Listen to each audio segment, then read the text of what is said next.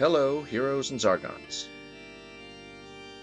My name is Matt, or Blackbird if you prefer, and this is the Tribulations and Trials of Zargon,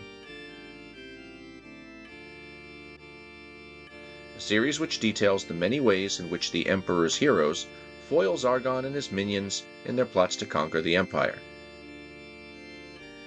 In it, we'll review the published quests and any house rules or modifications we're using to make the game more interesting and challenging. In this episode, I'll be discussing the Return of the Witchlord, Quest 1, The Gate of Doom. A quick side note, this series differs from the Trials and Tribulations of Zargon in our other videos, in that I am now playing the role of Zargon, and so I will be reviewing each quest of the expansions in which I Zargoned, instead of David. We wanted to change the name of the series to differentiate between our two campaigns, which IRL are being run concurrently. I'm not set on the name Tribulations and Trials of Zargon, and I'll be playing around with it, mostly just to amuse my own strange sense of humor. And so, without further ado, let's get to the first quest review in this campaign.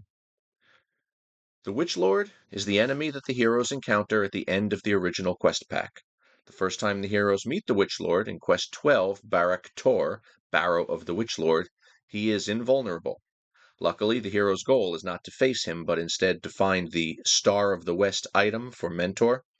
In Quest 13, Quest for the Spirit Blade, the heroes find an artifact, which is the only weapon that can damage the Witchlord. And finally, Quest 14, Return to Barak Tor, sees the heroes face down the Witchlord and supposedly defeat him. All of this leads us to the Return of the Witchlord expansion.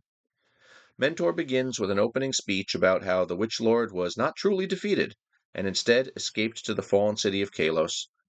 There, along with his companions Skolmar and Cassandria, the Witchlord is gathering an undead army to attack the realm. Mentor's introduction to Quest 1, The Gate of Doom, reads as follows. The entrance to the Witchlord stronghold is not hard to find, for no attempt has been made to disguise it. The outer gate lies open, and you see evidence that many creatures have passed through in the last few days. You must work your way through treacherous tunnels to find the Gate of Doom. Your destiny lies beyond. Tread carefully, my friends. The enemy had many days to prepare your welcome. This quest begins with the heroes entering the dungeon through the iron door on the western side of the board. They are greeted by a skeleton at the end of a short corridor and a choice of 2 doors. Before they can address any of those things, they find a pit trap 3 steps into the hallway.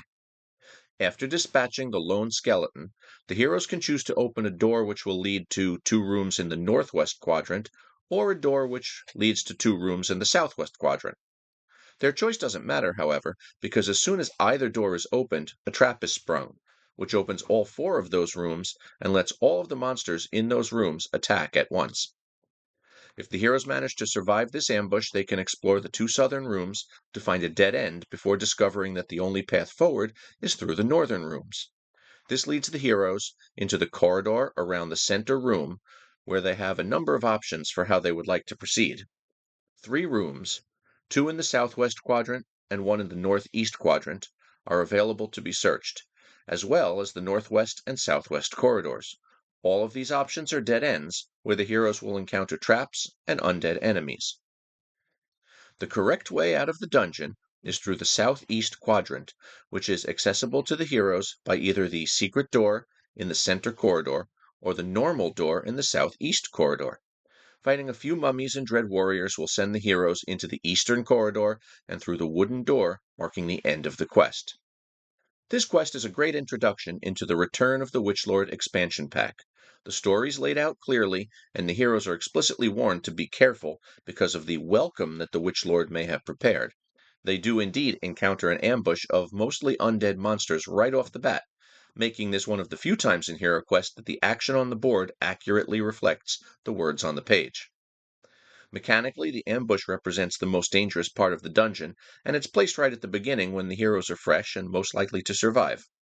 After that, inquisitive heroes have the opportunity to choose their own paths of exploration.